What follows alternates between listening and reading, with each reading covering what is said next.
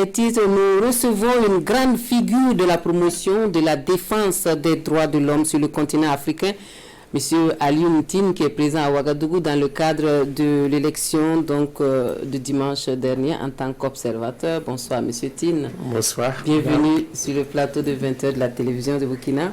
Merci. Alors les Burkinabés ont voté dimanche dernier. Quel regard avez-vous sur le scrutin? Merci beaucoup. J'étais l'invité des femmes du Burkina. C'est le cadre de concertation des femmes du Burkina pour la participation citoyenne dirigée par Madame Martine Yabré. Donc, on avait effectivement une chambre. On a rencontré pratiquement tous les grands observateurs, les Nations Unies, avec Chambaz qui est passé par là-bas, l'Union africaine, la CEDEAO. Nous avons également visité la CODEL, WANEP, et nous avons également visité. Donc, ce qu'il y a au Burkina Faso, parce que quand même nous venons de sortir d'un rapport sur les pathologies de la démocratie en Afrique, sur la crise du suffrage universel. Cette crise, elle est globale, elle est présente. Pratiquement tous les pays francophones sont affectés. Quand on regarde les élections, soit c'est la violence, avec des morts, avec des blessés, soit nous avons des violences plus ou moins soft, même dans des pays comme le Sénégal, où effectivement nous avons aussi des exclusions de candidats.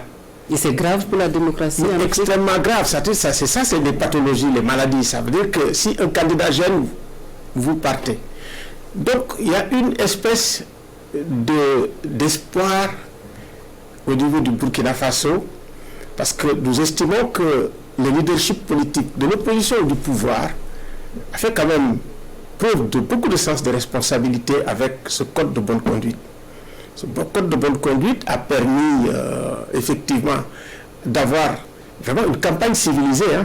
Regardez les campagnes ailleurs, d'avoir aussi un scrutin pacifique, un scrutin apaisé. Et bien sûr, ce que nous observons, c'est des dysfonctionnements. Il y en a beaucoup. Que ces dysfonctionnements suscitent des réactions, c'est normal. On serait étonné que les dysfonctionnements ne produisent vraiment aucune réaction. Mais il faut effectivement trouver les moyens de les gérer avec beaucoup de sens des responsabilités, beaucoup de retenue, parce que nos pays aujourd'hui sont assez fragiles. Nos États sont fragiles et je pense que tout le monde doit prendre conscience, parce que quand on regarde aujourd'hui globalement nos pays avec les crises complexes, qui sont des crises sécuritaires, qui sont des crises de la gouvernance, qui sont des crises de l'état de droit. Donc nous devons faire attention de ne pas créer ou de ne pas participer à une espèce de déflagration globale. Et cette menace, elle est réelle, on ne dit pas pour rien. Et donc, ce qui se passe au Burkina, si nous arrivons à avoir une gestion qui soit raisonnée, qui soit responsable, qui n'ajoute pas franchement aux menaces et également aux vulnérabilités du pays, ce serait une chose extraordinaire. Et effectivement, nous en appelons au sens des responsabilités, de la retenue, de l'ensemble des acteurs politiques et de la société civile. Monsieur Alioune Tine, en tant qu'expert, est-ce que les élections de ce dimanche au Burkina Faso sont conformes aux normes en la matière?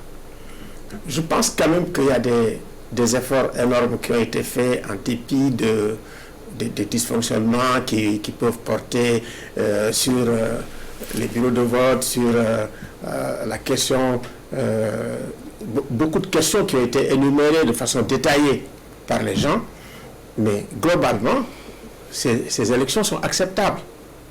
Globalement, avec ce que nous avons vu, il n'y a pas eu de menaces, il n'y a pas eu de contraintes.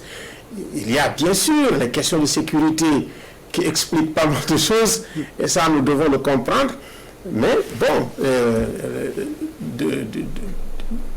vraiment avec la concertation même que nous avons eue avec d'autres observateurs de la sous-région et des observateurs locaux, on peut dire vraiment que ces élections ont respecté les normes. Parce qu'on sait aussi, nous sommes au courant de ce qui se passe ailleurs en termes de suffrage universel. Ce n'est pas parfait, mais des recommandations très concrètes ont été faites pour faire en sorte effectivement que dans le cadre de l'organisation des élections, qu'on fasse vraiment mieux. Alors, l'opposition pointe du doigt de nombreuses irrégularités et menace même de ne pas reconnaître les résultats. Vous avez suivi les commissaires au sein de la CENI qui ont même quitté la plénière pour la proclamation des résultats. Quelle lecture faites-vous de la situation? Moi, je peux comprendre la colère, parce que, vous savez, dans nos élections, on a deux problèmes. Un, c'est le renouvellement du mandat. Et ce qu'on appelle le chaos. C'est une préoccupation des gens qui sont en place. Et les autres guettent. C'est tout à fait normal.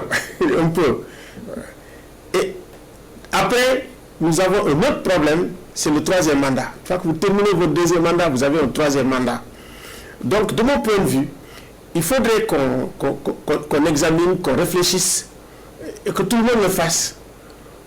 Pour qu'on sache que, bon, des élections, c'est des élections.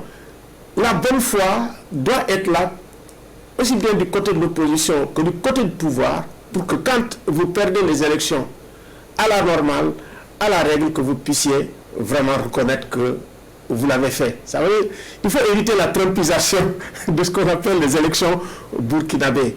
Donc, moi vraiment, c'est bien. Nous avons le cœur serré parce qu'on a suivi avec beaucoup d'intérêt ce qui s'est passé étape par étape. Moi, je viens de la Guinée. Donc, quand je compare par rapport à la Guinée, bon, il n'y a pas photo. Je viens également de la Côte d'Ivoire. Je vois ce qui se passe en Côte d'Ivoire. Extrêmement sollicité tous les jours que Dieu fait. Donc, nous avons vu également ce qui s'est passé en Guinée-Bissau, pour donner les résultats. Ce qui se passe au Bénin. Au Bénin, tout le monde nous dit, mais écoutez, vous, Afrikajom, il faut venir au Bénin, regardez ce qui se passe. Donc, nous avons eu un tout petit espoir avec ce qui s'est passé au Burkina. Nous en sommes fiers. Et que cette espèce d'exception est ébranlée. Il faut quand même dire que c'est une exception burkinabé ébranlée. Mais il faudrait effectivement savoir raison garder, avoir de la mesure, et pour que nous tous, parce que c'est le West africain qui parle, pour que nous tous, West africains, que nous puissions avoir, si vous voulez, la joie ou la satisfaction de dire, tiens, au moins quelque part ça marche. Merci. Merci, M. Tine, d'être venu sur notre plateau pour apporter votre contribution. Merci pour toutes ces informations utiles que nous avons reçues et pour ce message en tout cas. Merci, c'est moi qui vous remercie. Alors,